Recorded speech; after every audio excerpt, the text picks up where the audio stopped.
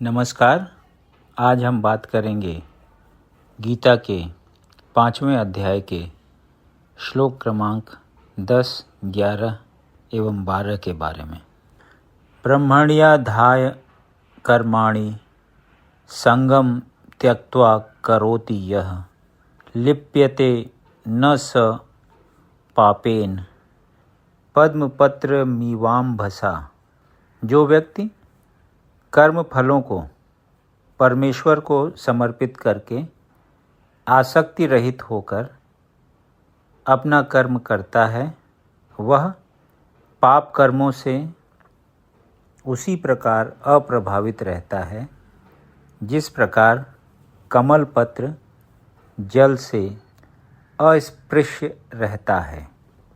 तात्पर्य: यहाँ पर ब्रह्माणी का अर्थ कृष्ण भावनामृत में है। यह भौतिक जगत प्रकृति के 3 गुणों की समग्र अभिव्यक्ति है जिसे प्रधान की संज्ञा दी जाती है। वेद मंत्र सर्वम ह्योतद ब्रह्म, मांडूक्य उपनिषद 2, तस्माद् एतद् ब्रह्म नाम रूपमन्नं च जायते, मुंडक उपनिषद 1.2.10 तथा भगवत गीता में 14.3 मम योनिर्महद् ब्रह्म से प्रकट है कि जगत की प्रत्येक वस्तु ब्रह्म की अभिव्यक्ति है। और यद्यपि कार्य भिन्न भिन्न रूप में प्रकट होते हैं, किंतु तो भी वे कारण से अभिन्न हैं। ईशोपनिषद में कहा गया है कि सारी वस्तुएं परब्रह्म या कृष्ण से संबंधित हैं, अतएव वे केवल उन्हीं की हैं। जो यह भली भांति जानता है कि प्रत्येक वस्तु कृष्ण की है और वे ही प्रत्येक वस्तु के स्वामी हैं, अतः प्रत्येक वस्तु भगवान की सेवा में ही नियोजित है।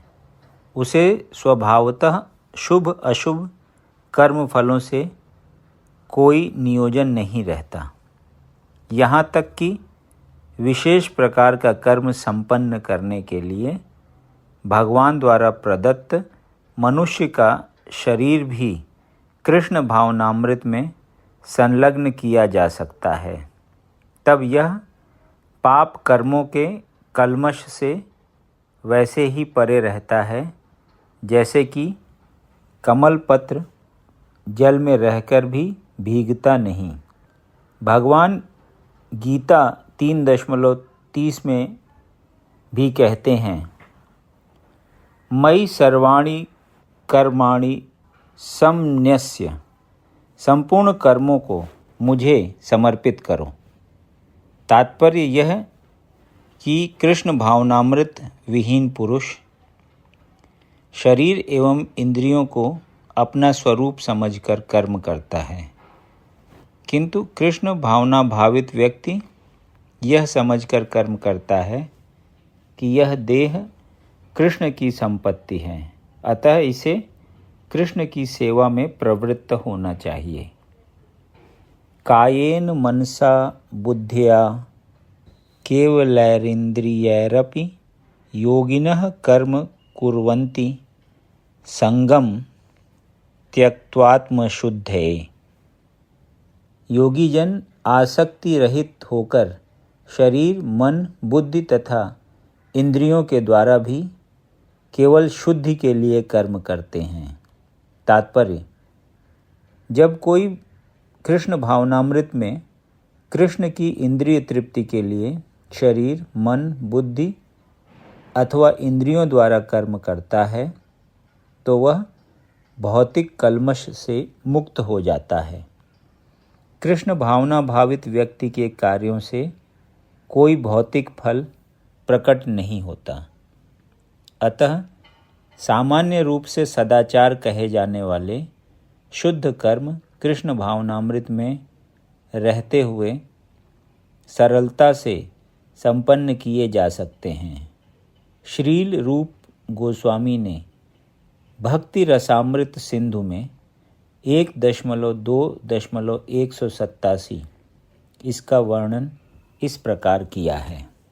इहा यस्य हरेर्दास्ये कर्मणा मनसा गिरा निखिला स्वप्यवस्थासु जीवन मुक्तः स उच्यते।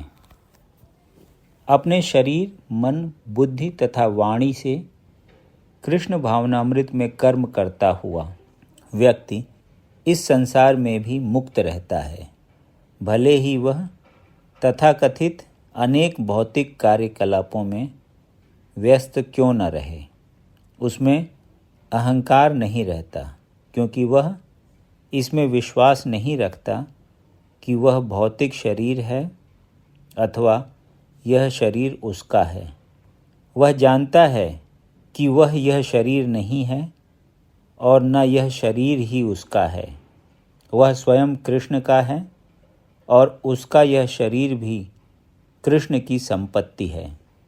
जब वह शरीर, मन, बुद्धि, वाणी, जीवन, संपत्ति आदि से उत्पन्न प्रत्येक वस्तु को जो भी उसके अधिकार में है कृष्ण की सेवा में लगाता है, तो वह तुरंत कृष्ण से जुड़ जाता है। वह कृष्ण से एक रूप हो जाता है और उस अहंकार से रहित होता है जिसके कारण मनुष्य सोचता है कि मैं शरीर हूँ। यही कृष्ण भावनामृत की पूर्णावस्था है। युक्तः कर्म फलम त्यक्त्वा शांतिमाप्नोति नैष्ठिकीम् अयुक्तः कामकारेण फले सक्तो निबध्यते। निश्चल भक्त शुद्ध शांति प्राप्त कर सकता है, क्योंकि वह समस्त कर्म फल मुझे अर्पित कर देता है। किंतु जो व्यक्ति भगवान से युक्त नहीं है और जो अपने श्रम का फल कामी है, वह बंध जाता है। तात्पर्य: एक कृष्ण भावना भावित व्यक्ति तथा एक देहात्म बुद्धि वाले व्यक्ति में यह अंतर है कि पहला तो कृष्ण के प्रति आसक्त रहता है, जबकि दूसरा अपने कर्मों के फल के प्रति आसक्त रहता है। जो व्यक्ति कृष्ण के प्रति आसक्त रहकर उन्हीं के लिए कर्म करता है, वह निश्चय ही मुक्त पुरुष है और उसे अपने कर्म फल की कोई चिंता नहीं होती। भागवत में किसी कर्म के फल की चिंता का कारण परम सत्य के ज्ञान के बिना द्वैत भाव में रहकर कर्म करना बताया गया है। कृष्ण श्री भगवान हैं। कृष्ण भावनामृत में कोई द्वैत नहीं रहता। जो कुछ विद्यमान है वह कृष्ण की शक्ति का प्रतिफल है और कृष्ण सर्व मंगलमय हैं।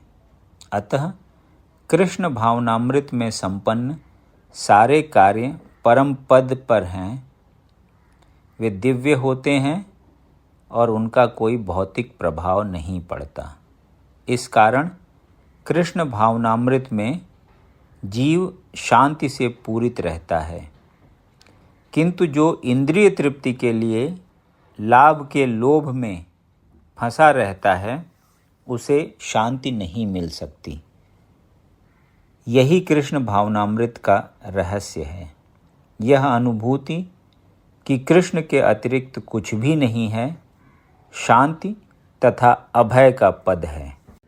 यदि आपको ये वीडियो पसंद आया तो इसे लाइक करें और ऐसे ही अन्य वीडियोज़ को सुनने के लिए इस चैनल को सब्सक्राइब करें। धन्यवाद।